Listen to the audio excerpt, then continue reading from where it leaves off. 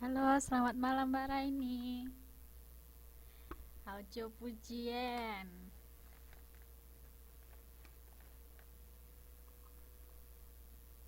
Ya, suara saya jelas enggak ya Mbak di sana?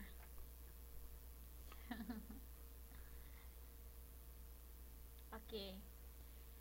Hmm, baik baik. Mbak sendiri apa kabar? Semangat belajar enggak nih? Semangat enggak semangat harus tetap semangat ya. Hmm.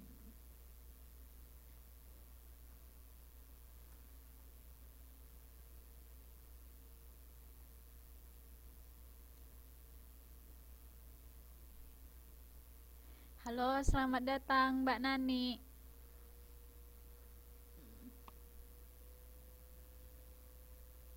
Hmm, ya, kita kasih waktu 5 menit ya.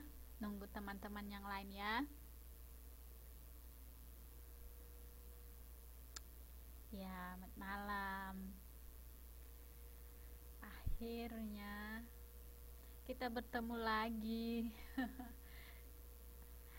Nanti ini loh, saya mau dengar suara teman-teman, jadi nanti aku ini aktifkan mikrofonnya ya.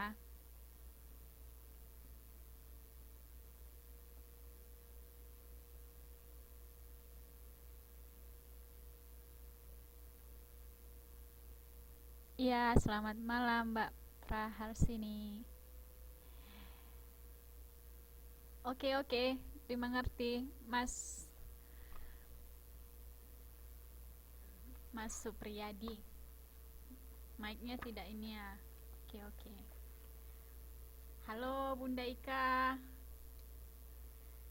Tajahau. Ya kita kasih ini. Aduh, waktu untuk ini ya, nunggu teman-teman yang lain. Masih pada semangat kan ini untuk belajar?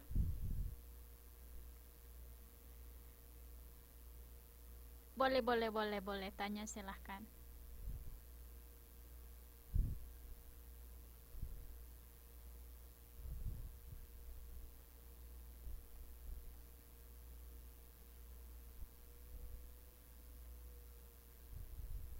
Oh ya, uh, dari teman-teman semua siapa yang belum mengerjakan tugasnya? Ayo. Aduh, Mbak Citra, jangan ngantuk. Cuci muka dulu sana. Mbak Lisa belum selesai tugasnya. Hmm, ya nanti selesai jam mengajar kita sudah harus sampai ya tugasnya. Boleh sih, boleh sampai jam 8 pagi. Tapi ya tetap nilainya berkurang. Iya, Mas Supriyadi tadi nanya apa, yuk?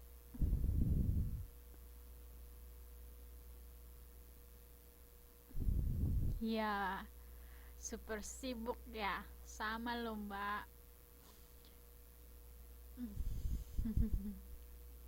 Hehehe. Makanya lomba ndak usah ditulis pakai tangan, lah diketik kan bisa. Hmm. Oh iya, Bunda Ika ini ndak sudah bisa pakai ini kan Microsoft Office? Hahaha. Jangan sibuk berhayal toh, Mbak. Oke, oke, oke, sudah 6 menit. Baiklah. Tapi ini Mas Mas Supriyadi ini nanyanya tadi belum nyampe-nyampe, panjang banget kayaknya. Hmm, dengan menerapkan politik diskanto, menaikkan suku bunga bank sentral. Ayo, ayo kita dengarkan ya pertanyaannya, kita lihat sama-sama bareng yuk.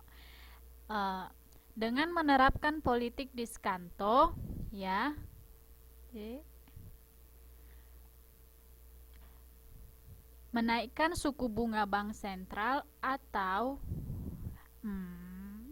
apa sih ini kok susah? Oh ini udah.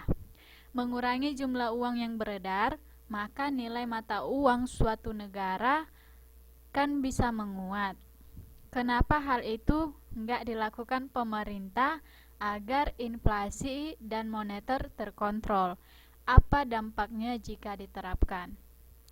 Baik, kalau ini ya perlu kita pahami, krisis moneter itu tidak hanya dikendalikan oleh suatu negara, gitu.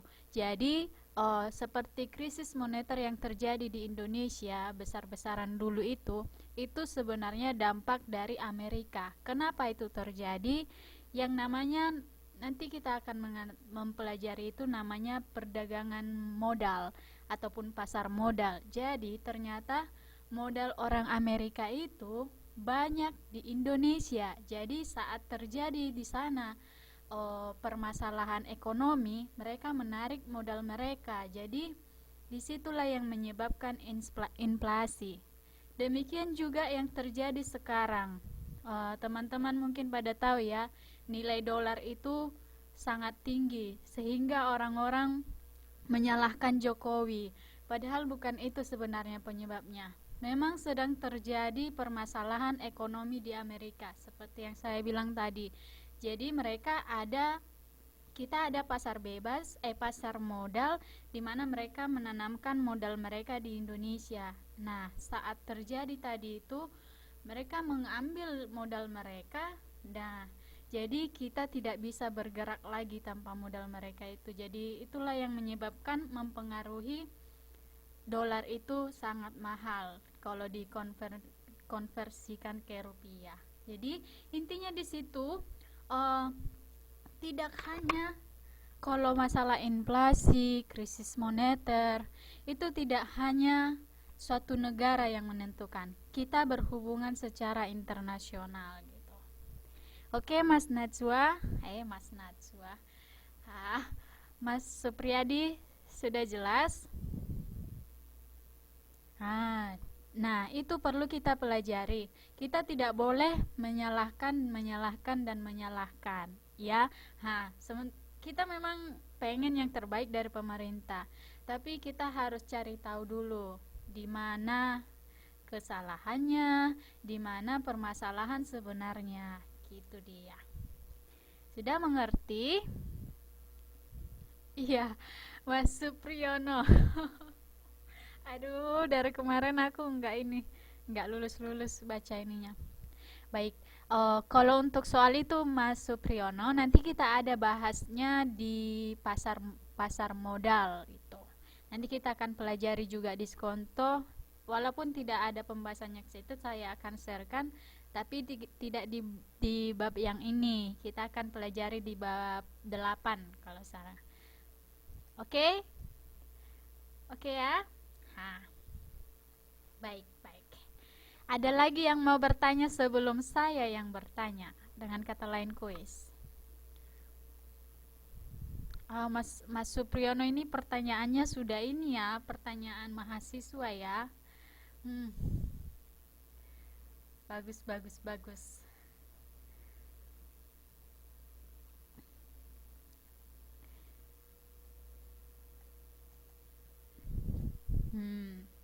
Intinya itu ya Mas Supriyono, itu tidak hanya negara Indonesia yang bisa mengontrol. Tapi itu dipengaruhi juga dengan perdagangan luar negeri ataupun hubungan internasional kita.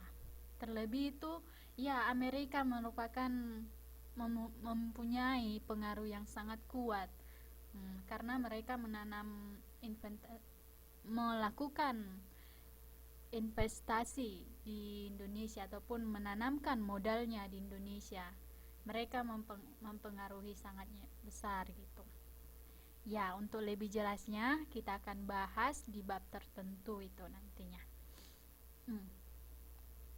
Jadi nggak ada lagi nih yang mau nanya? Ya, nggak apa-apa Mbak Gadis. Belum mulai kok.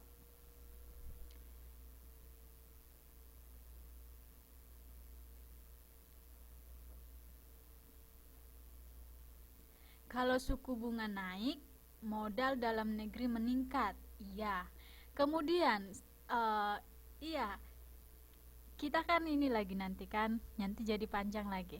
Nah, kok inilah kalau kita naikkan suku bunga, modalnya naik pasti kan. Nah, kemudian saat itu eh, harga ataupun uang yang akan dibayarkan akan semakin naik juga. Tahu nggak Mas ini, Mas Supriyono? Kalau bank-bank itu sebenarnya kalau mereka bangkrut, Bank Indonesia yang menjamin itu. Jadi saat terjadi makanya Bank Senturi dulu itu sangat dipertahankan supaya tidak mengganti rugi semua uang-uang yang menabung di sana. Jadi naik modalnya, naik juga yang akan dibayarkan. Nah, sementara eh, di mana pihak bank tidak bisa, apalagi misalnya tidak bisa memutarbalikkan uangnya ataupun mengolah keuangannya itu, bunganya itu. Nah, disitulah yang terjadi gulung tikar. Nah, saat bank itu gulung tikar, uang Indonesia juga Mas yang bayar itu. Lah, rugi dong negara kita. Ya ndak? Gitu dia. Jadi kita tidak hanya memikirkan untungnya saja. Jadi kita akan pikirkan juga oh, bagaimana untuk resikonya, begitu dia. Wah, wah, wah, wah. Ini nanti akan kita bahas lebih dalam lagi di pasar modal ataupun di bank. Ada nanti itu biar saya lihat ini di bab 8. Coba lihat ya. Hmm, iya. Ha, di investasi pun nanti itu diapakan? Konsumsi dan tabungan, investasi kita akan bahas itu. Ada juga pengertian bank, terus fungsi-fungsinya, terus produk-produknya. Nah, dan kebijakan pemerintah di bidang moneter, moneter ya keuangan gitu. Jadi sabar ya Mas ya. Nah, karena waktu kita juga terbatas. Iya, benar. Karena bank itu merupakan jaminan dari Bank Indonesia. Bank Indonesia itu adalah disitulah keuangan kita, keuangan negara. Eh, ya udah, karena sudah dijamin bank itu, ya udah harus diganti rugi. Semua tabungan-tabungan itu diganti rugi. Makanya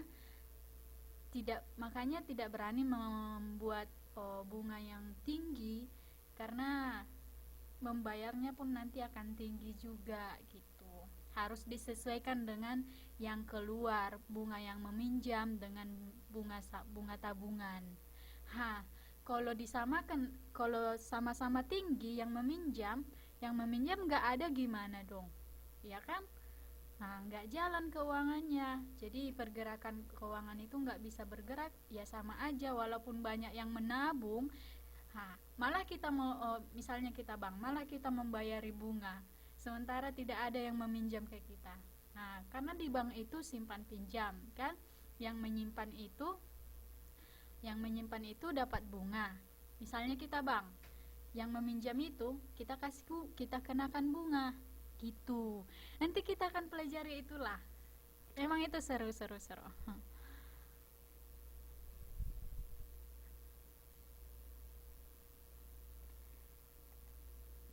Semua pihak, iya benar. Ayo, ada lagi yang mau bertanya? Iya, benar sekali. Lebih banyak peminjamnya. Makanya mereka memberikan iklan kepada ini. Oh, banyak iklan-iklan, mau minjam butuh uang, silahkan datang ke sini karena mereka kenakan bunga gitu. Dan mereka juga mencari ini penabung, Mbak. Kenapa? Karena dari hasil uang penabung itunya mereka pinjamkan gitu. Ya, assalamualaikum Mbak Naeng Aca. Ya. Ya, selamat datang kembali Mbak Denis. Oke deh. Kayaknya kita harus cukupkan dulu mengenai ini perbankan. Nanti kita akan bahas ke situ ya. Jadi sekarang kita akan membahas pasar. Oke. Jadi setuju teman-teman? Nanti kalau nggak setuju nggak enak perasaan saya. Oke. Ketua kelasnya bilang oke. Oke ya. Jadi agenda kita hari ini ya, kita akan ada kuis. Kemudian nanti kita masuk ke pembahasan tugas-tugas yang teman-teman udah kerjakan kemarin, itu kembali dari situ. Kemudian nanti ada kesimpulan di penutupan, di mana siapa yang bisa menyimpulkan nanti saya akan aktifkan mikrofonnya. Kalau Mas Najwa Mas Supriyono mau menyimpulkan, nanti bisa diketik kalau misalnya mikrofonnya tidak bisa. Tapi kalau yang lain saya akan kasih ini juga, saya kasih mikrofon supaya kita sama-sama aktif ya. Baik, kita masuk ke kuis ya. Kuisnya adalah sebutkan pengertian pasar yang sebenarnya. 3 orang pertama yang duluan ngetik, saya kasih nilai. Yang terbaca di layar saya kasih nilai.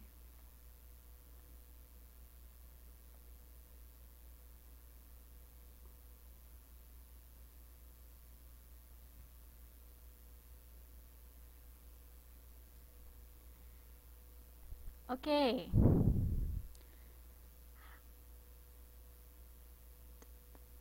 Mbak Gadis.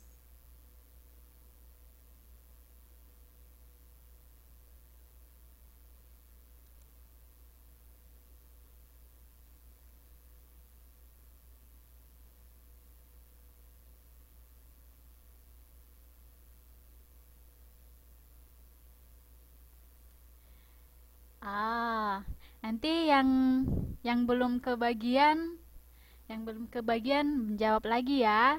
Jadi kita ambil 3 orang saja. Jadi Mbak Gadis, Mbak Citra, sama Mas Supriyono. Gak apa-apa. Yang penting sudah dijawab, tetap ada ininya juga kok. Jadi dia aktif gitu. Ya. Jadi pasar itu adalah tempat bertemunya penjual dan pembeli. Ya, penjual dan pembeli. Ya. Dan intinya di situ bukanlah tempatnya, tapi mereka melakukan transaksi. Itu dia. Jadi kita perlu tekankan bukan hanya tempat yang notabene-nya orang mengatakan pasar tradisional gitu. Tidak ya. Karena ada juga memang itu juga pasar. Itu pasar konkret yang bisa dilihat gitu. Ada juga pasar yang dia melalui online gitu ya. Jadi intinya di situ bertemunya penjual dan pembeli, terjadi penawaran, terjadi permintaan, dan terjadi transaksi. Itu dia intinya. Oke?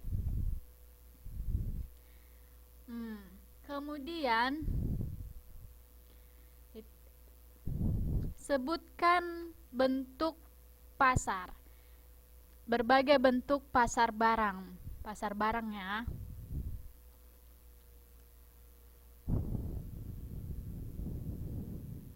Oke. Ini kuis nomor 2. Ayo, 3 orang pertama.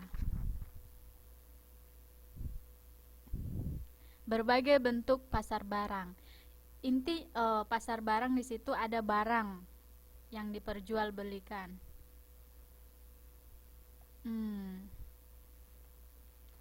Pasar input, pasar output. Iya.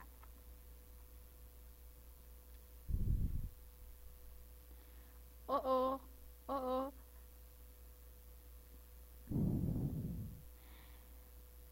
Mbak Nuryani, Mbak Ratna, Mbak Nani.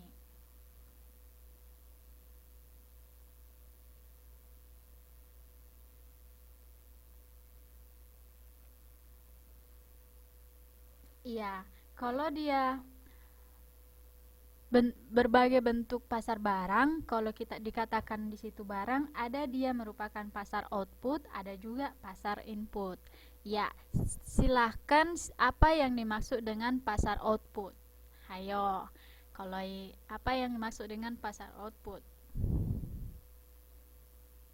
Hehehe, iya dong.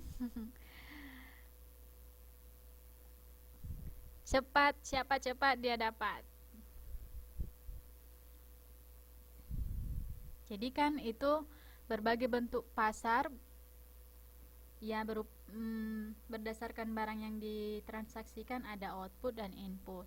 Nah, kalau output itu apa? Iya, Mbak Lisa. Benar. Jadi Mbak Reni, Mbak Ratna, eh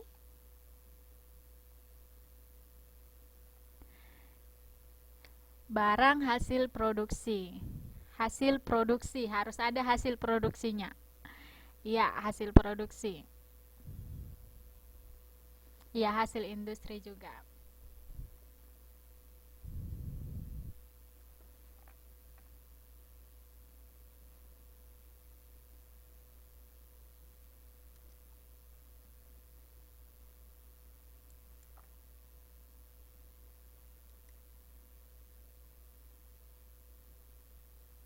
Oke.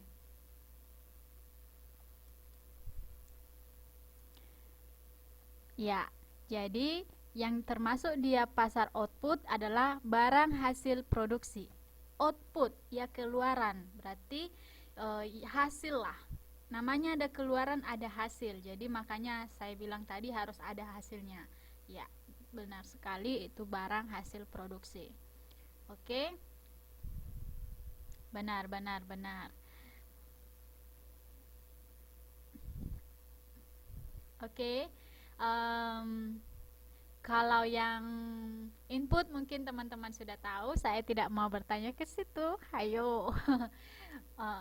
Ya, kalau yang input itu, ini bukan kuis. Ini saya akan jelaskan aja karena masih banyak lagi nanti pertanyaannya. Oke. Kalau yang input itu barang-barang yang dimasukkan untuk ya, karena kalau kita dalam memproduksi suatu barang ataupun hasil produksi itu ada karena faktor-faktornya, ya kan? Jadi faktor-faktor itu adalah termasuklah di situ input yang dibutuhkan. Nah, yang memperjualkan ataupun transaksi jual beli tentang mengenai input ataupun faktor-faktor tersebut, itulah yang dimaksud dengan pasar input. Oke? Iya. Oke? Loh, karena saya bilang ini nggak ada kuis, jadi nggak ada ini ya, nggak ada aktif ya. Dijawab juga dong, itu kan ini. Hmm. Maksudnya ditanggapin, itu berarti kan aktif gitu loh. Hmm. Hmm. Jangan karena nggak kuis nggak dibalas. Oke deh. Oke.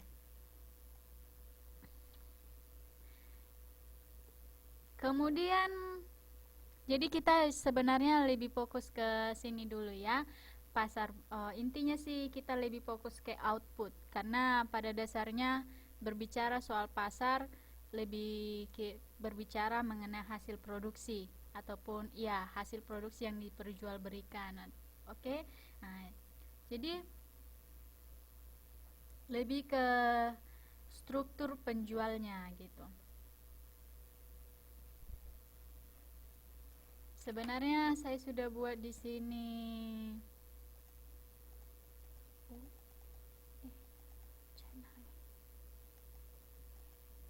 Hmm. Yap, ini dia. Ini dia peta konsepnya. Ayo semangat Mbak Lisa. Jadi pasar itu berdasarkan barang yang ditransaksikan ada dua, pasar output, pasar input.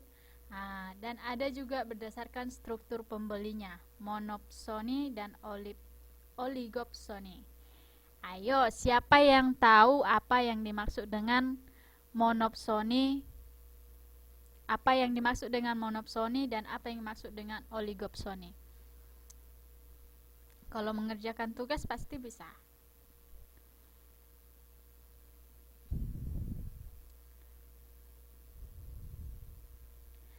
Salam Mbak Gadis. Iya, satu orang, tapi orang apa gitu. Ayo, siapa yang bisa menjawab lagi? Silakan. Ini ada kemiripan dengan monopoli sama oligopoli. Nah, tapi bedanya itu adalah si pembelinya sama si penjualnya. Iya, tepat sekali. Satu orang atau badan atau pihak sebagai pembeli, di mana si pembeli itu bisa menjadi price maker ataupun penentu harganya. Gitu ya. Ini apa yang dimaksud dengan monopsoni dan oligopsoni.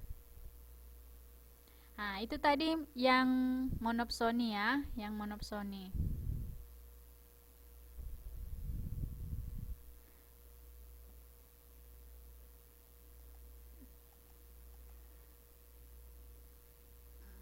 Hanya satu pihak pembeli. Ya, sehingga ia memiliki kemampuan untuk menetapkan harga.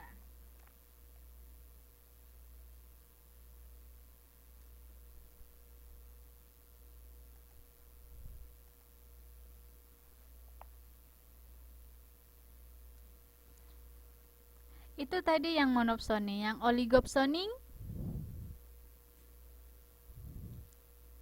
Tepat sekali.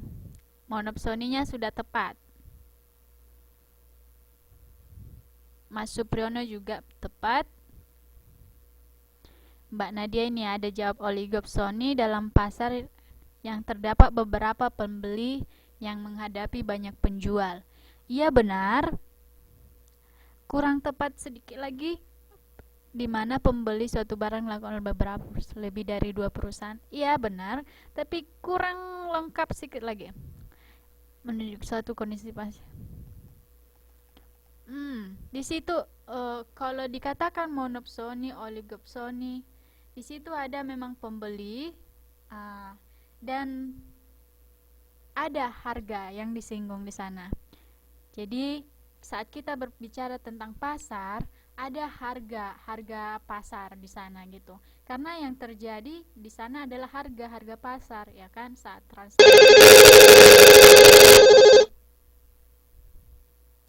Ada yang mau melengkapi?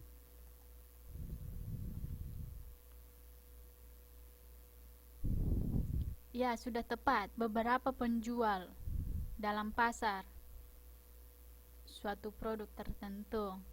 Nah, seperti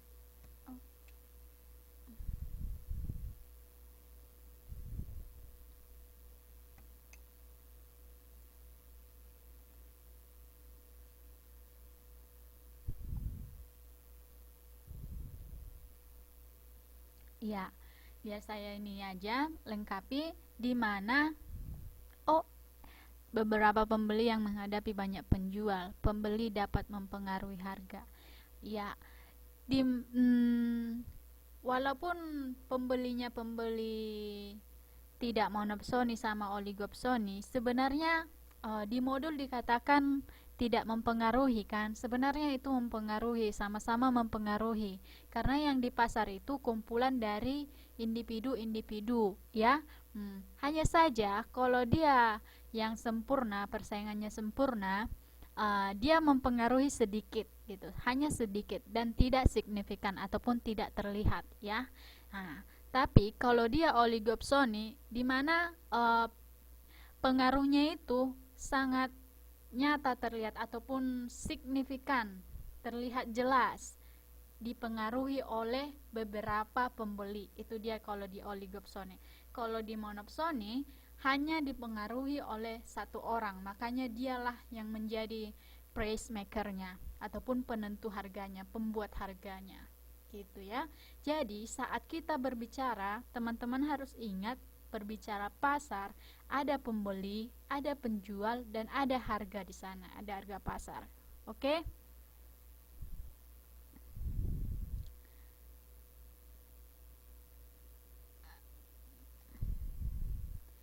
Oligopsoni, kenapa istilahnya pasar gagal? Iya, kenapa? Ada yang mau tahu? Ada yang mau tahu? Ada yang mau jawab? Kita ada di sini pertanyaan Mbak Citra, oligopsoni kenapa istilahnya pasar gagal?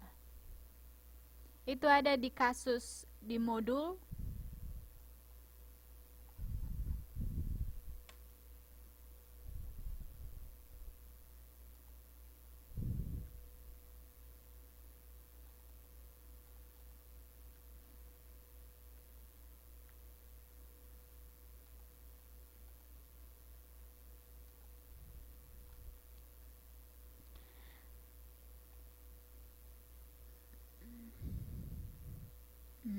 Oligopsoni, biar kita ini ya, kita menghargai pendapat, kita akan membahas. Oligopsoni adalah pasar yang terdapat beberapa pembeli yang menghadapi banyak penjual. Pembeli dapat mempengaruhi harga karena jumlah pembeli dan penjual tidak seimbang. Kualitas dan kuantitas. Ayo, sudah mendekati jawabannya.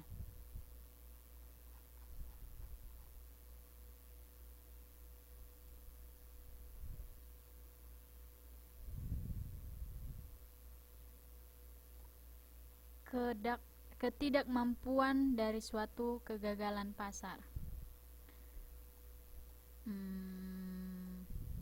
Bunda Ika, tadi saya lihat mau ngetik.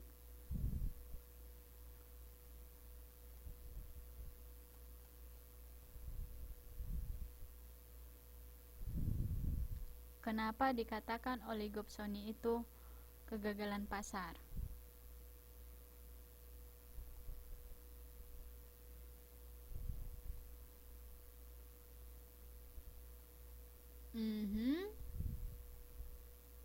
Oke, itu dia jawabannya.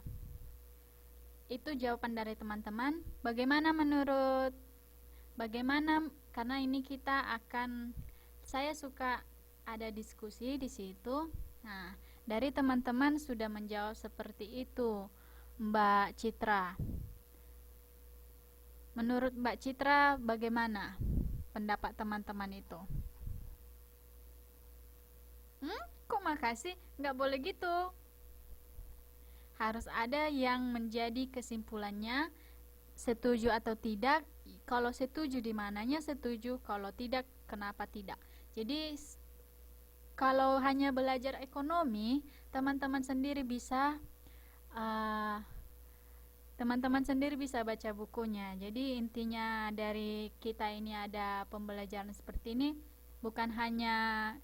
karena belajar itu bukan hanya belajar ataupun mengetahui teori, tapi ya di mana ada banyak hal yang bisa bertambah, mungkin wawasan, mungkin juga cara kita menanggapi pendapat, cara kita melakukan komentar begitu ya. Makanya sangat penting itu belajar tatap muka ataupun secara online seperti ini, itu dia yang perlu ditekankan. Oke? Ya. Ayo. Lah, nggak ada suaranya? Yang lain ada suaranya ndak? Oke. Sebentar ya.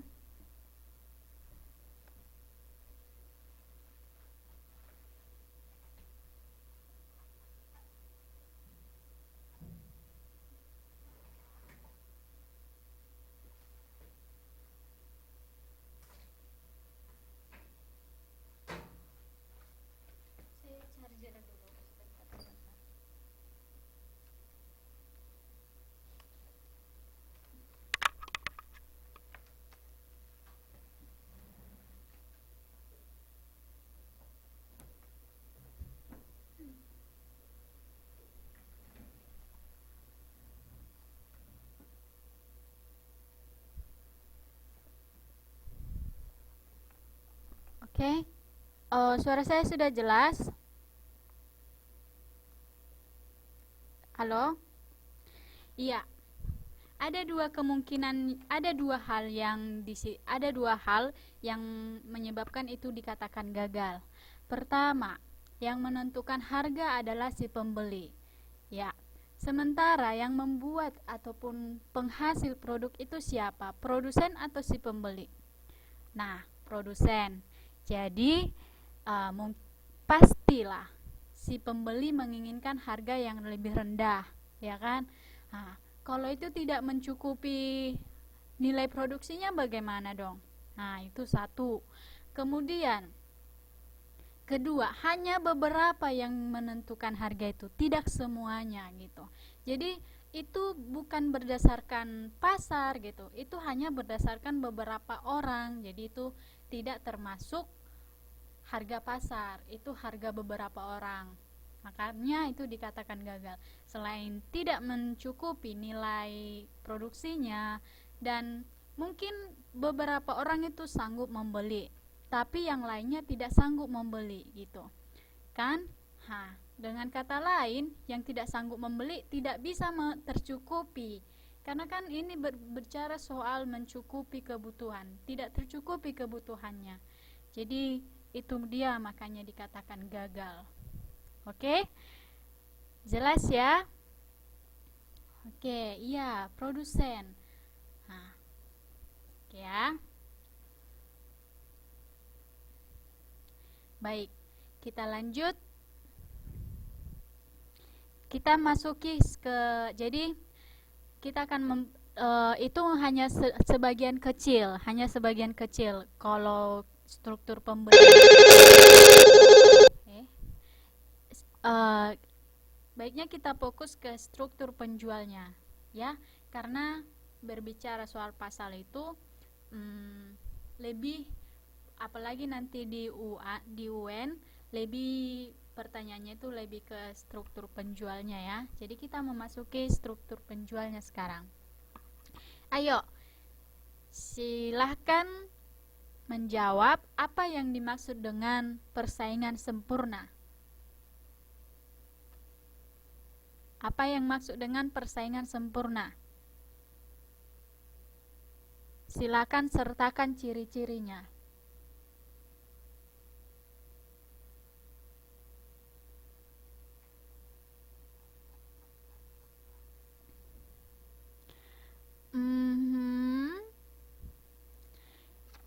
Sedikit mendekati, Mbak Reni.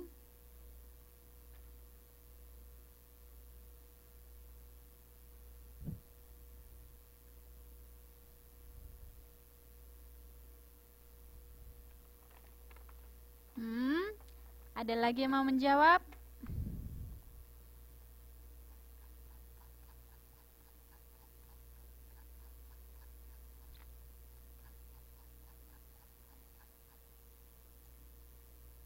Pasar yang jumlah penjual dan pembelinya sangat banyak sehingga tidak mempengaruhi harga. Yap, tadi saya katakan mempengaruhi walaupun sedikit. Karena toh yang di pasar itu gabungan dari beberapa individu. Oke ya, Mbak Emma ya.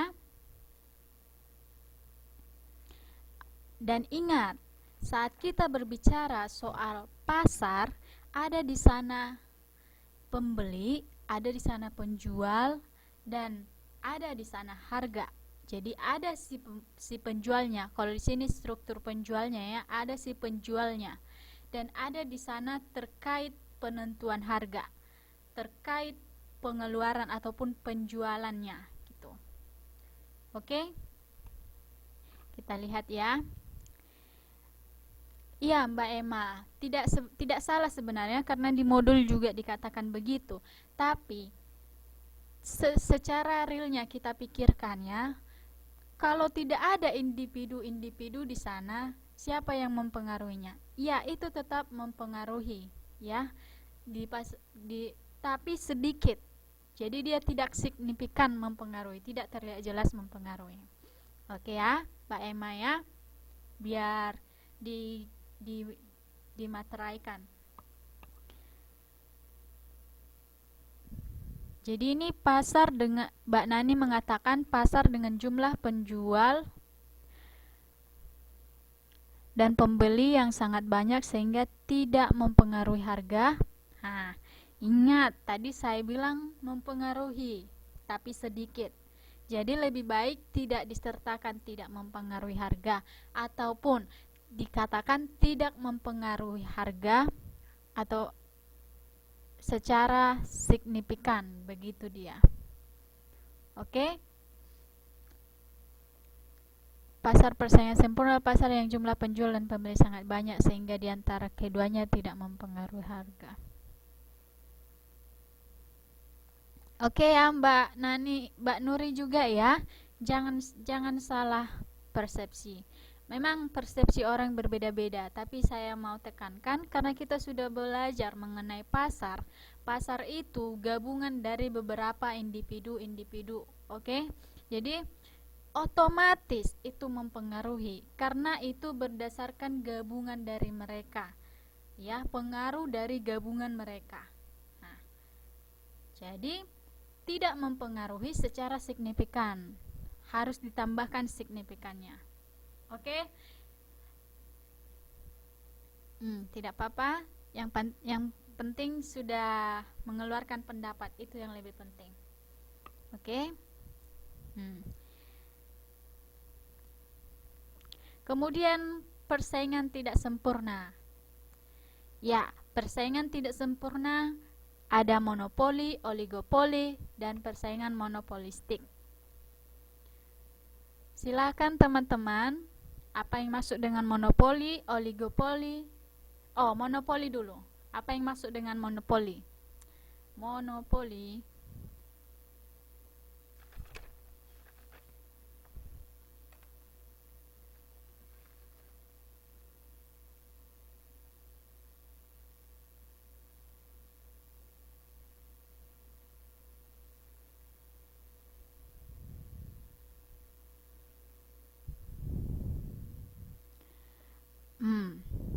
pasar yang lebih menguntungkan pihak penjual.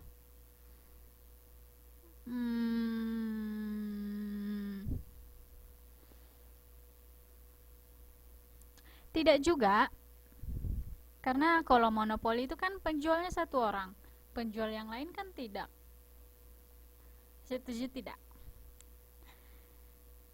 Pasar yang dikuasai satu penjual atau satu perusahaan dalam suatu industri sehingga tidak ada barang dan juga tidak ada barang pengganti. Itu dia Mbak, itu ya Mbak Bunda ya. Ini Mas Supriyono, monopoli adalah suatu penguasaan pasar yang dilakukan oleh perusahaan saja untuk mempengaruhi penawaran pasar. Jadi perlu ditekankan ataupun diingat, dimateraikan di otaknya itu ya. Kalau kita bicara soal pasar, itu bicara soal hasil produksinya, penjualan hasil produksinya, ada juga harganya, begitu dia ya. Karena di pasar itu yang terjadi transaksi, ada yang dijual, ada yang membeli, dan ada harga. Saat terjadi persetujuan harga ataupun harga pasar, disitulah terjadi pembelian ataupun transaksi gitu ya. Di situ terjadi penawaran, terjadi pembelian, dan ada transaksi. Jadi kalau kita berbicara soal pasar itu, secara tidak langsung kita berbicara soal tiga hal tersebut: penjualan ataupun penawaran, pembelian ataupun permintaan, dan ada harganya yang disetujui, harga pasarnya itu. Oke, ya. Sudah mendekati, cuman ini dia harganya ketinggalan. Monopoli adalah pasar produk yang terdapat satu penjual dalam industri dan produknya tidak ada barang pengganti. Iya benar Mbak Lisa.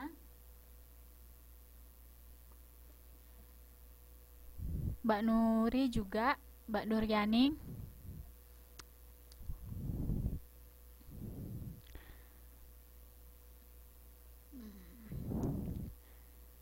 Mbak Reini sedikit mendekati. Bunda, tapi saya masih menunggu yang jawaban yang lebih tepatnya.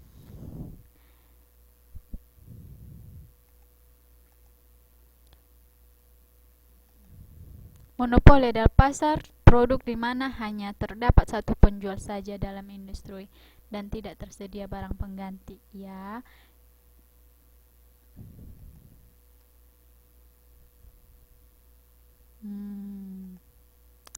iya, biar saya tambahkan, dan penentu harganya hanya satu, ataupun orang ataupun individu, orang, pengusaha, badan, atau satu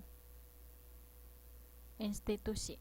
Itu ya, karena hanya mereka yang memproduksi, ya harga tergantung mereka, karena walaupun harganya tinggi gitu kan, orang akan beli ke mereka, mereka tidak ada pesaing, begitu dia. Oke.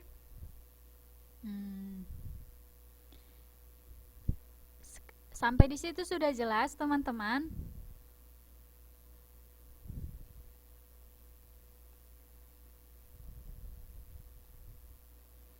Sekarang masuk yang ke oligopoli. Apa yang masuk dengan oligopoli?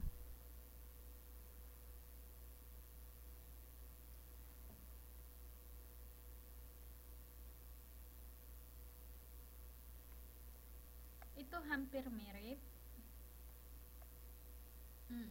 Jangan lupa menyertakan harganya.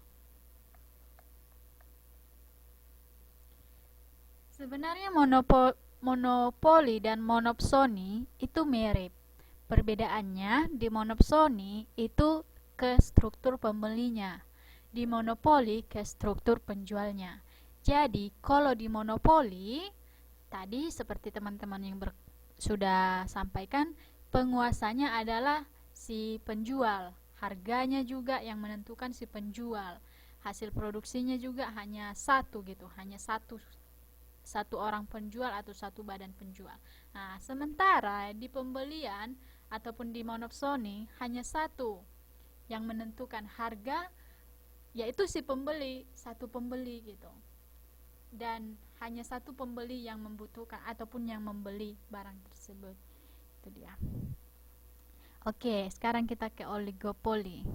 Mbak Nadia, pasar terdapat beberapa penjual dalam pasar suatu produk tertentu.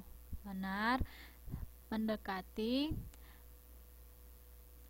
Tapi saya kasih ini loh, saya kasih poin kok. Kemudian Mbak Supriyono, Mas Supriyono, oligopoli adalah pasar yang hanya terdiri dari beberapa perusahaan saja dan hanya menjual produk sejenis. Ya, benar juga. Mbak Nani, pasar di mana terdapat beberapa penjual dalam pasar suatu produk tertentu.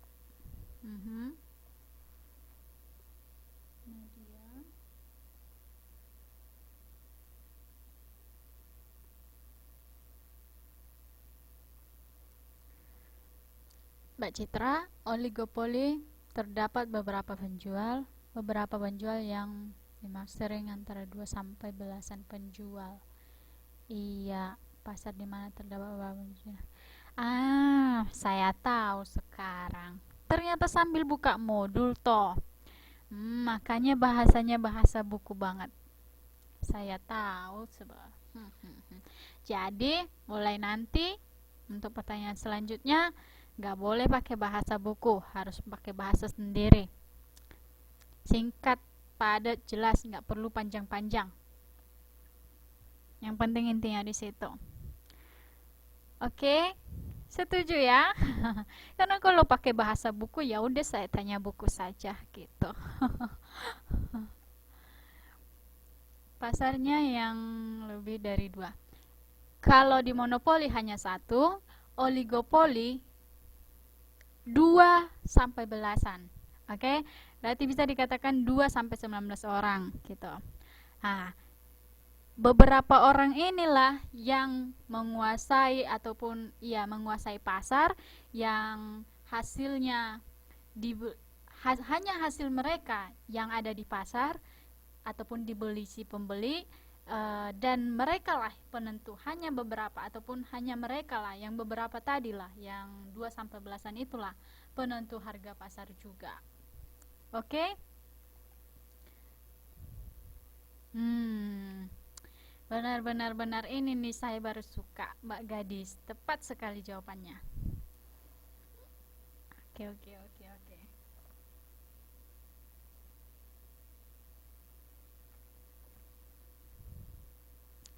Ketahuan kan yang megang-megang modul tadi? Kalian kira saya tidak pernah siswa toh? Tidak apa-apa, yang pasti ini dulu diterjemahkan pakai bahasa sendiri. Jadi kan lebih ini dia nanti walaupun dilihat sikit-sikit tapi kan tetap ini tertanam di otaknya begitu. Yang nggak penting loh nilai, yang lebih penting itu kalian tahu nanti pas UAN bisa jawab dan bisa juga diterapkan di kehidupan sehari-hari gitu ya teman-teman ya. Oke. Sampai di situ teman-teman ada yang mau bertanya sebelum kita lanjut? Oke. Ada? Ini kuis terakhir ini nih ya.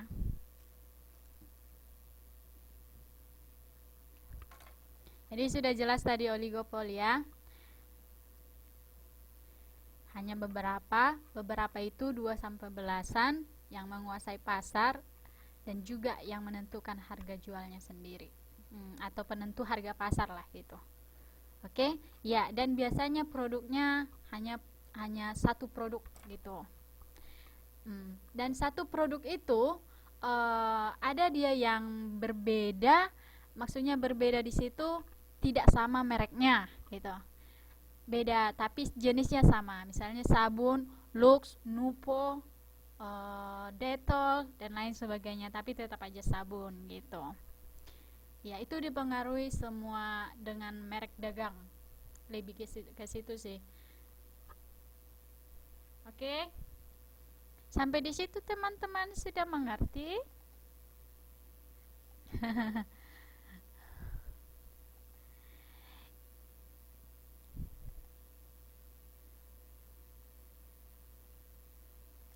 Oh. Ya.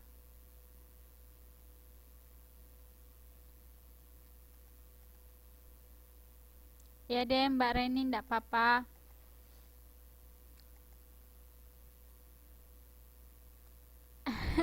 Oh, jadi begitu. Tidak. Karena itu kuis pembukaan. Itu pun kuisnya sambil ini. Nanti juga saya akan bertanya juga di tengah-tengah pembelajaran. Jadi semua ini ya, pada ngejar nilai semua, bukannya pengen tahu. Hayolo. Oke deh, kita lanjut aja. Jadi kita masuk ke bahannya dah. Jadi tadi sudah kita lihat sebenarnya tujuan pembelajaran kita itu hanya ada 4 gitu. Yang mendeskripsikan tadi teman-teman sudah bisa, pengertian pasar, bentuk pasar barang sudah bisa juga, ciri-cirinya sudah bisa juga. Harus diingat itu dia, walaupun sudah bisa tapi tidak diingat sama aja. Terus kebaikan dan kelemahan, sekarang yang masuk kita ke situ, kebaikan dan kelemahannya. Oke.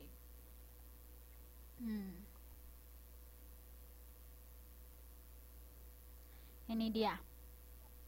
Ini untuk lebih jelasnya ciri-cirinya ya, ciri-ciri pasar persaingan sempurna. Kalau yang lain tadi saya lihat teman-teman sudah bisa dan juga sudah mengerjakan di tugasnya. Jadi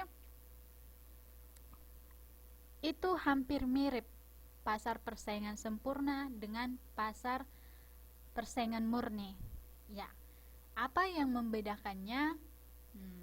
Dimana kalau pasar persaingan sempurna ada 5 persyaratan sehingga dia dikatakan sempurna. Nah, sementara persaingan murni hanya 3 dari yang 5 tadi. Apa itu? Ini dia. Jumlah penjual dan pembeli sangat banyak sehingga tidak ada satupun penjual atau pembeli yang bisa mempengaruhi harga. Ya. Di sini kita harus ingat, mempengaruhi di situ tidak mempengaruhi secara signifikan. Tetap ada pengaruhnya walaupun sedikit. Jadi, ya kita bilang tidak mempengaruhi gitu. Tapi kita harus tetap ingat walaupun sedikit ada itu. Kemudian yang kedua, barang dan jasa yang diperjualbelikan bersifat homogen, ya. Kemudian ada kebebasan pembeli dan penjual untuk keluar masuk pasar, ya.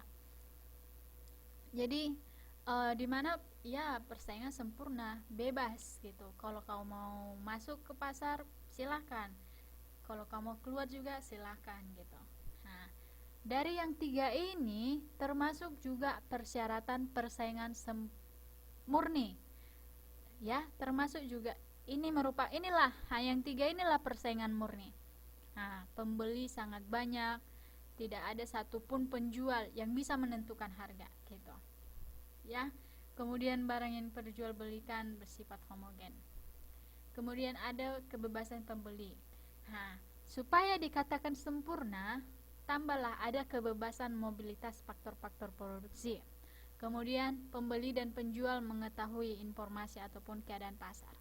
Kenapa diketahui? Karena merekalah pembeli dan penjual secara umum, merekalah yang menentukan harga pasar itu. Makanya mereka mengetahui keadaan informasinya. Jumlah produksinya mereka ketahui, bukan hanya satu orang ataupun beberapa orang. Semua pembeli dan penjual mengetahuinya. Oke? Jelas ya sampai situ? Kemudian monopoli, bagaimana sih ciri-cirinya? Kalau monopoli ini sebenarnya ini sulit ditemukan. Sudah jarang ditemukan ya kalau persaingan monopoli ini, walaupun sedikit. Ciri-cirinya adalah hanya terdapat satu produsen atau penjual di pasar yang menguasai produk tertentu. Kemudian produk yang dijual tidak ada produk substitusinya, hanya ke dialah orang bisa membeli gitu. Substitusinya pun tidak ada gitu. Kemudian cirinya lagi, ada hambatan masuk ke industri tersebut. Iya, hambatan itu bisa Oke ya. Kemudian perusahaan atau produsen mempunyai kekuatan untuk mempengaruhi, menentukan harga jual produknya ya. Jadi intinya 3 hal intinya itu nggak boleh terlupakan teman. Harga jualnya, terus produksinya, kemudian barang yang penjualnya, kemudian juga ada 4 sebenarnya, penjualnya, pembelinya, produksinya, dan harga jualnya gitu. Oke teman-teman, jadi yang dia dikatakan monopoli ciri-cirinya, satu penjualnya itu tadi kan, kemudian yang dijual satu produk, tidak ada substitusinya, kemudian tidak boleh masuk orang lain gitu, karena kan hanya satu orang yang menguasai gitu. Tapi ini tidak berlaku juga, maksudnya tidak bebas juga terjadi di Indonesia karena ada faktor regulasi ataupun aturan pemerintah ya. Kemudian produsen mempunyai kekuatan untuk mempengaruhi ataupun menentukan harga jualnya. Nah, yang 4 tadi saya sudah katakan tadi, jelas di sini terlihat ya. Oke, jangan diam saja dong. Ayo, mana ini semangatnya, jangan pada ngantuk. Oke, kemudian masuk oligopoli. Oligopoli ini tadi kita bilang 2 sampai belasan. 2 sampai belasan. Jadi oligopoli ini terbagi atas 2. Oligopoli murni atau pure oligopoli itu bahasa Inggrisnya. Beberapa perusahaan dalam pasar menjual produk homogen. Nah, jadi ini homogen maksudnya sejenis, ya. Oke. Kemudian oligopoli dengan ada perbedaan produk. Nah, jadi tadi yang dikatakan pure oligopoli ini contohnya itu KFC gitu kan. Nah, jadi sama bentuknya, tidak ada perbedaannya gitu. Nah, sementara ada yang oligopoli yang kedua ini namanya dia ada perbedaan. Kayak yang tadi saya bilang, Dove sama-sama sabun tapi ada perbedaannya. Beda merek mungkin, beda wanginya mungkin gitu. Oke? Nah, ciri-cirinya adalah terdapat beberapa penjual yang mempengaruhi pasar. Kalau ada 20 penjual, oligopoli enggak, teman-teman? Kan beberapa. Kalau ada 20,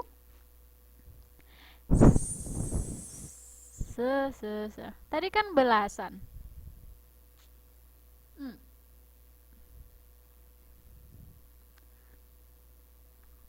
Saya tanya 20. Ayo, kenapa teman-teman bilang itu iya? Ayo, Mas, siapa ini tadi? Mas Supriyono ya? Oke, Mbak Gadis yang duluan tadi jawab. Ayo tanggung jawab. Jadi, setiap kata-kata kita itu, setiap komentar kita itu harus kita tanggung jawabkan.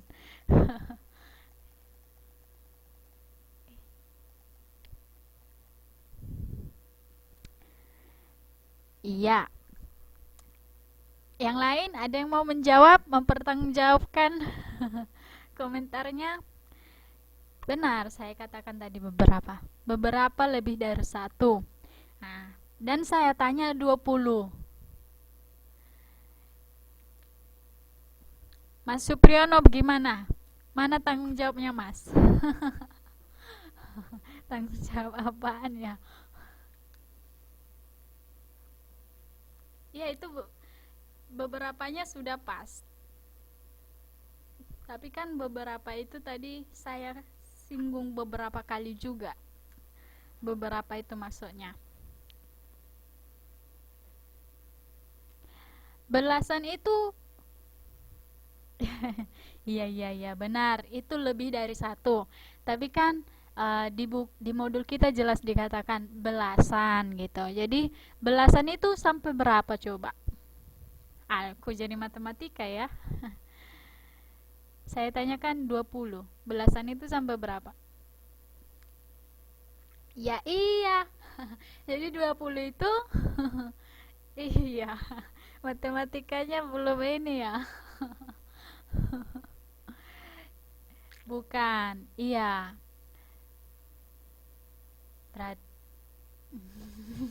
Bukan ya. Jadi itu sudah termasuk ke persaing. Sudah bukan termasuk oligopoli. Gitu ya. Kemudian homogen ataupun beberapa terdapat beberapa penjual, udah tadi. Terus penjual dapat sendiri-sendiri atau bekerja sama untuk menguasai pasar.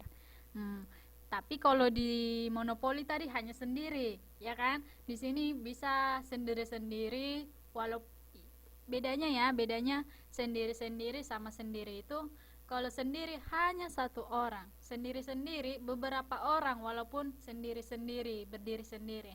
Nah, atau mereka bekerja sama dalam menguasai pasar. Oke? Menguasai pasar di sini teman-teman harus tahu mereka lah yang bisa mengeluarkan hasil produksinya dan terjual gitu. Secara sederhananya kayak gitu ya. Hanya hasil produksi mereka lah yang terjual di pasar gitu. Dan harganya pun tergantung mereka, terserah mereka. Ada yang sendiri-sendiri tadi, mungkin ada juga yang kerjasama gitu ya teman-teman. Kemudian ada produk barang ataupun barang yang diperdagangkan dapat homogen. Ini tadi yang sejenis ya, yang sejenis. Misalnya KFC di Indonesia, KFC di Taiwan, KFC di mana-mana sama gitu. Itulah istilahnya ya. Kemudian ada yang tidak sejenis. memang sama-sama ayam goreng gitu kan, tapi ada ayam goreng buatan bunda, ada ayam goreng mereknya beda lah, ayam goreng bunda, ayam goreng KFC-nya, ada ayam goreng Kanda dan lain sebagainya, mereknya beda dan kualitasnya pun mungkin beda gitu, walaupun sama cirinya gitu atau sejenis gitu ya. Ya, sampai di situ. Iya. Kemudian ada lagi, setiap perusahaan cenderung untuk memberlakukan harga pasar yang umum. Di samping itu sebenarnya masing-masing mempunyai kekuatan untuk menentukan harga jualnya sendiri. Kemudian timbul kepemimpinan harga atau price leader, bahasa Inggrisnya itu. Jadi kepemimpinan harga ya hanya beberapa orang itu yang bisa, yang memimpin, yang mempunyai pengaruh besar gitu kan dalam penentuan harga. Oke. Kemudian monopolistik. Saya mau tanya dulu teman-teman, ciri-ciri monopolistik itu, sebutkan ciri-ciri monopolistik 3 secara singkat, padat, dan jelas pakai bahasa sendiri. Ayo, ini ciri-ciri pasar monopolistik. Sebenarnya monopolistik itu tidak terlalu buruk seperti monopoli sama oligopoli gitu. Karena memang jelas di pasar itu bukan hanya satu orang penjual. Karena bukan hanya satu orang, disitulah terjadi persaingan. Hanya saja ada yang bersaing sempurna, ada yang tidak, ataupun ada persaingan tidak sempurna. Nah, jadi apakah ciri-ciri persaingan pasar monopolistik itu?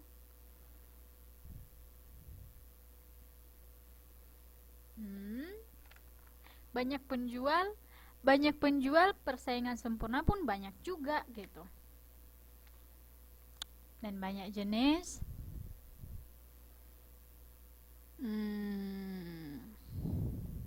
Jadi siapa nih yang aktif ini? Saya mau lihat.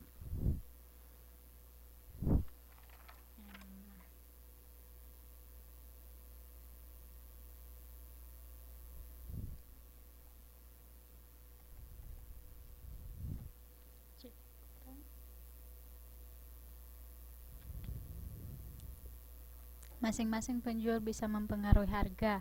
Ya, walaupun barang yang diperdagangkan sejenis, tapi ada perbedaan. Masing-masing penjual bisa menentukan harga.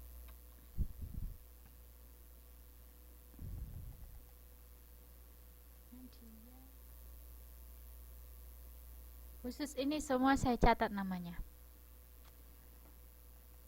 biar bagus-bagus nilainya.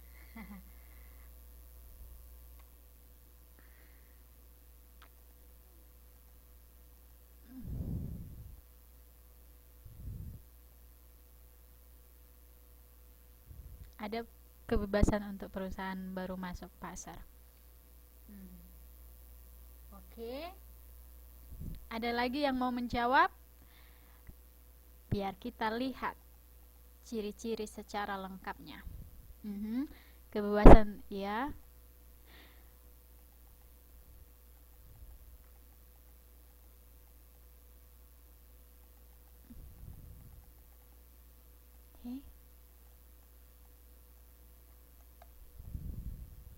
Masing-masing produsen mempengaruhi harga walaupun tidak mutlak. Biar kita lihat di sini ya. Ini dia. Jadi dapat dikatakan bahwa pasar persaingan monopolistik pada dasarnya merupakan pasar yang diantara pasar persaingan sempurna dengan pasar monopoli gitu. Dia in between, diantara persaingan sempurna dan juga persaingan monopoli. Makanya dia namanya monopolistik. Oke? Unsur monopoli menampakkan, kenapa dikatakan ada monopoli? Tersedianya barang-barang homogen seperti sabun cuci, sabun mandi, minyak goreng, dan lain-lain. Gitu ya. di sisi lain produk-produk semacam itu di pasar ternyata dibuat oleh beberapa pabrik gitu. Jadi kan homogennya dia barangnya gitu. Tapi disediakan beberapa pabrik yang masing-masing mempunyai merek atau cap dagang tersendiri. Dan bahkan beberapa merek telah mempunyai hak paten. Jadi ciri-cirinya bagaimana sih? Ini benar, terdapat banyak penjual atau produsen. Lambaikan tangan ke kamera Mbak Lisa ini. Tunggu Mbak, bentar lagi, 11 menit lagi. Terus masing-masing penjual atau produsen masih dapat mempengaruhi harga. Ya, bukan hanya satu orang gitu. Tetap bersaing gitu, walaupun tidak mutlak gitu. Kemudian produk barang yang dihasilkan atau diperdagangkan sejenis. Jadi yang diperdagangkan itu sejenis. Ya, ada tadi yang mengatakan beberapa. Tetapi ada perbedaan gitu. Perbedaannya apa? Produk. Ada tadi yang kita bahas di differentiated product itu ya. Beda mereknya gitu. Ada beda kualitas juga, beda kemasan juga. Itulah unsur monopolinya itu ya. Kemudian terdapat unsur persaingan tetapi juga terdapat unsur monopoli. Iya, itu jelas. Kemudian ada pembatasan dalam pendirian perusahaan. Iya, ini dia. Tetapi tidak sesulit seperti monopoli dan tidak semudah pasar persaingan sempurna. Jadi Mas Supriyono tadi mengatakan bebas, sebenarnya tidak bebas, walaupun ada kemungkinan tidak seperti monopoli, hanya satu orang gitu. Itu ya, tapi tidak sesulit monopoli gitu. Ada, tapi tidak semudah persaingan bebas juga, keluar masuk. Tadi kita singgung ya, persaingan sempurna keluar masuk. Kemudian ada kebebasan bagi perusahaan baru untuk masuk ke pasar. Iya, walaupun itu tidak sulit gitu. Tidak sulit, tidak mudah, sedang-sedang menghadapi persaingan dari perusahaan lain yang menghasilkan barang yang sejenis. Alat utamanya adalah promosi. Ya, makanya banyak promosi di TV-TV, sampai lebih banyak promosinya. Oke, sampai di situ teman-teman, ada yang mau ditanyakan? Ini dia, kebaikan dan kelemahan. Kita masuk ke kebaikannya. Yang pasar persaingan sempurna. Kebaikannya, harga yang terjadi adalah harga yang benar-benar ditentukan oleh kekuatan tarik-menarik antara permintaan dan penawaran. Benar-benar terjadilah harga pasar gitu, yang diterima semua pembeli, semua penjual, semua produsen, semua konsumen. Ya, kemudian dalam jangka panjang akan menjamin posisi di mana setiap perusahaan akan berproduksi pada biaya rata-rata yang minimum. Ya, sehingga pasar persaingan sempurna menjamin diproduksinya produk atau barang dengan biaya serendah-rendahnya. Itu termasuk kebaikan. Dengan begitu kan mereka mendapatkan untung. Ya, yang sepadan lah.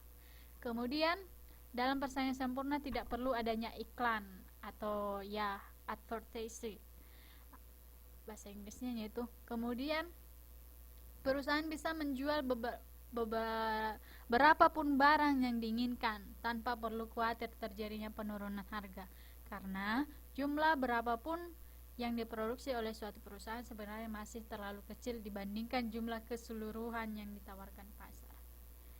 Itu keburukannya, persaingan sempurna akan memperoleh keuntungan normal gitu, sulit untuk berkembang ya. Kemudian persaingan sempurna itu barang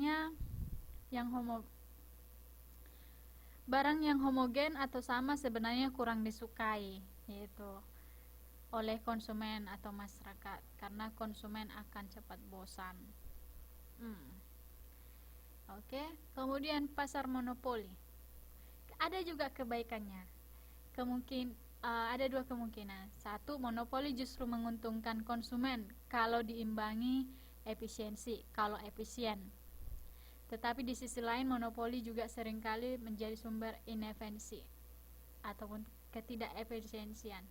Nah, monopoli biasanya merupakan perusahaan yang besar, yang skala produksi yang besar, sehingga efisiensi produksi dapat tercapai gitu.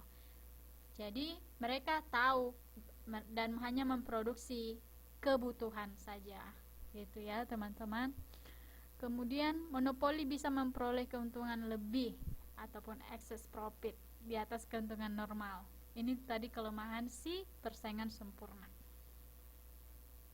Sehingga perusahaan bisa melakukan penelitian dan pengembangan. Penelitian dan pengembangan itu sangat penting untuk perusahaan untuk meningkatkan profitnya, meningkatkan kualitas perusahaannya. Gitu. Oke.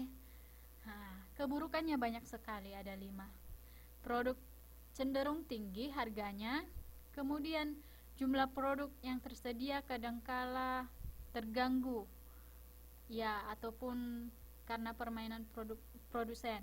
Kemudian cenderung terjadi pemborosan penggunaan sumber daya ekonomi, karena produsen tidak beroperasi pada biaya rata-rata minimum. Artinya perusahaan sering beroperasi secara tidak efisien, ya, karena mereka tidak terlalu memikirkan, ya, hanya mereka tidak memikirkan pesaing, gitu ya. Ditinjau dari distribusinya, pendapatan masyarakat, monopoli sering menimbulkan ketidakadilan, tentu jelas tidak adil. Karena dalam monopoli ini sering sesuka hati mereka, sesuka hati si produsen gitu. Kemudian monopoli sering terjadi eksploitasi baik terhadap konsumen maupun pemilik faktor produksi. Ya, karena tidak ada yang mengontrol gitu. Hanya satu penguasanya, yaitu dia suka-suka dia. Jadi itu namanya terjadi eksploitasi. Kemudian yang pasar oligopoli. Ayo, jangan salah lagi.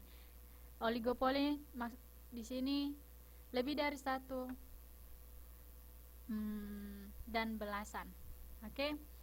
Kebaikannya cenderung produsen bersaing baik dalam harga maupun bukan dalam harga, maka jika di antara produsen melakukan persaingan bukan dalam harga seperti kualitas servis, akan ada kecenderungan konsumen mendapatkan mutu produk. Iya, jadi di sini karena bukan satu orang tadi, masih ada persaingan untuk meningkatkan kualitas gitu. Jadi kan si konsumen bukan melihat harganya sama toh kan, tapi kualitasnya, siapa yang lebih bagus kualitasnya, orang akan ke sana gitu, bahasa sederhananya. Kemudian produsen oligopoli melakukan persaingan dalam harga, maka jika dalam harga dilakukan, maka konsumen juga cenderung untuk mendapatkan harga yang stabil. Karena harga itu tadi kan bisa ditentukan sendiri-sendiri oleh beberapa itu, gitu kan. Jadi jika dia melakukan harga terlalu mahal, konsumen akan keluar dari dia ataupun lari gitu ke orang lain ya. Kemudian oligopolis umumnya perusahaan besar sehingga mempunyai dana untuk penelitian dan pengembangan yang cukup. Di sisi lain suasana persaingan ada sehingga dorongan untuk melakukan inovasi proses produksi baru, penemuan produk baru, dan penurunan biaya produksi menjadi cukup kuat. Tidak seperti tadi yang terjadi eksploitasi di monopoli ya. Tentunya semua hal itu akan menguntungkan konsumen. Ya, benar. Ini dia keburukannya. Pemborosan sumber daya ekonomi karena produsen tidak beroperasi pada biaya rata-rata. Walaupun tidak seboros monopoli gitu ya teman-teman. Kemudian pasar oligopoli sering menimbulkan ketidakadilan, masih pasti karena dia tidak sempurna bersaing gitu. Kemudian oligopoli sering terjadi eksploitasi. Ya, ada kemiripan dengan monopoli gitu. Oke. Terakhir nih, pasar persaingan monopolistik. Kebaikannya bagi konsumen menjadi ada pilihan produk atau barang yang dikehendaki sesuai dengan selera dan dana yang dimilikinya gitu. Karena ini tadi apa teman-teman, gabungan ataupun konten, terdapat persaingan sempurna, terdapat juga monopoli gitu. Nah, jadi si konsumen bisa memilih gitu ke yang lain yang lebih baik, yang bersaingnya maksudnya melakukan kualitas yang lebih baik itu. Kemudian dalam jangka panjang konsumen akan mendapatkan produk atau barang dengan harga yang relatif normal. Iya, karena keuntungan yang dinikmati produsen pun hanya berupa keuntungan normal gitu. Oke, teman-teman. Kemudian apa sih keburukannya? Keburukan pasar persaingan monopolistik itu, perusahaan dalam persaingan monopolistik ukurannya biasanya relatif kecil. Ya, jadi perusahaan-perusahaan yang bersaing di monopolistik biasanya ukurannya yang kecil-kecil itu ya, yang cenderung bekerja kurang efisien serta masih terjadi pemborosan ya dalam pemakaian sumber daya jika dibandingkan dengan perusahaan dalam persaingan sempurna. Tetapi sudah lebih efisien dibandingkan perusahaan monopoli. Efisien itu tepat tepat sasaran itu. Jadi masih lebih efisien dibandingkan dengan perusahaan monopoli ya. Kemudian kadang sering konsumen harus membayar produk dengan harga yang lebih tinggi. Itu jelas karena namanya monopolistik masih mengandung monopoli ya, makanya cenderung harganya tinggi, tidak seperti maksudnya tidak seperti persaingan sempurna yang mereka akan memproduksi dengan harga yang kalau bisa diperkecil biayanya supaya mereka pun menjualnya nanti lebih gampang ya, si konsumen pun bisa mencapainya begitu. Oke, teman-teman, ada yang mau ditanyakan?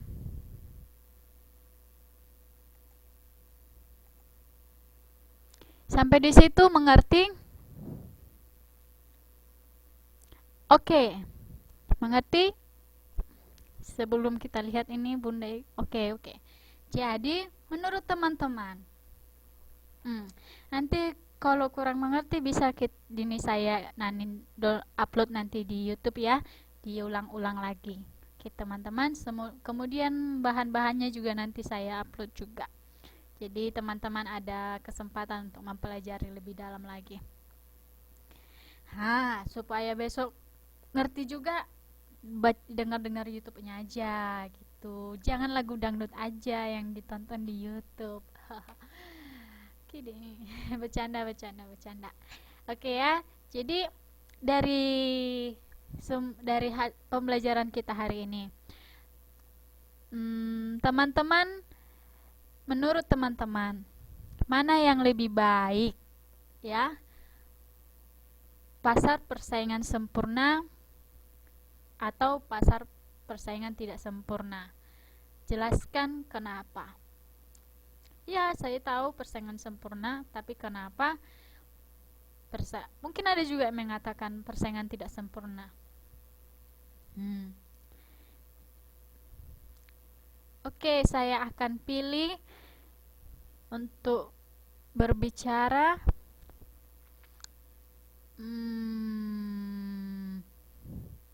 Bunda Ika aja deh. Oke, Bunda Ika silahkan, saya buka mikrofonnya. Yang lain silahkan diketik ya.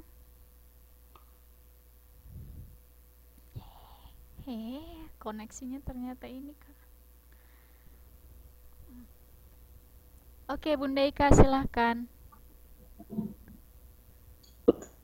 Kalau menurut saya sendiri itu pasar sempurna, karena tanpa campur tangan pemerintah dan penjual dan pembeli bebas, mempunyai hak bebas. Iya. Kenapa tidak pasar persaingan tidak sempurna, Mbak? Karena di pasar persaingan tidak sempurna itu perkembangan itu lebih cepat gitu. Bagaimana menurut Mbak menanggapi hal tersebut? Bunda Ika? Tidak apa-apa Mbak, dijawab aja. Tidak apa-apa. Hmm, Mungkin bisa muncul kerugian. kerugian Ya, karena harga jual yang mungkin ataupun permintaan. yang gitu ya Mbak ya. Oke, jadi maksud Mbak di situ akan terjadi kerugian yang tinggi karena di mana-mana pun eh, terjadi kerugian, pasar bebas juga, persaingan bebas juga. Dan juga di persaingan tidak sempurna, kerugian yang tinggi khususnya kepada konsumen gitu. Konsumen dan produsen, tapi cenderungnya itu ke konsumen gitu ya. Oke, terima kasih Mbak. Ah, kemudian Sama, saya Bu. oke oke oke.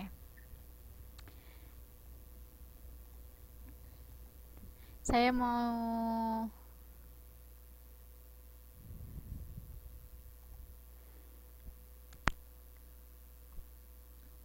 mau kasih ke Mbak Citra ya.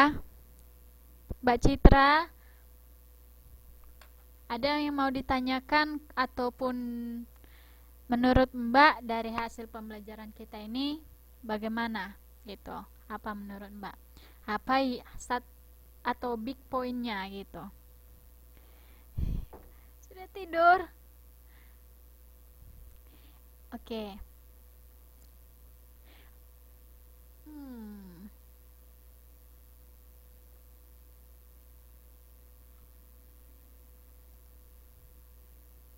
Putus-putus ya?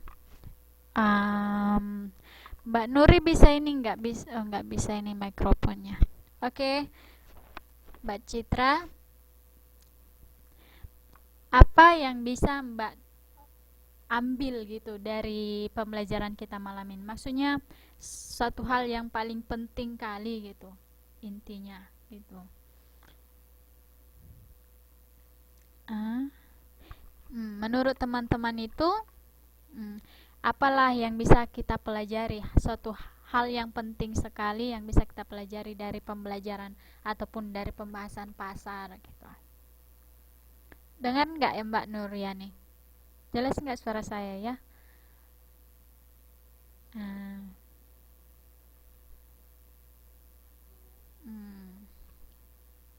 Ya, yang lain?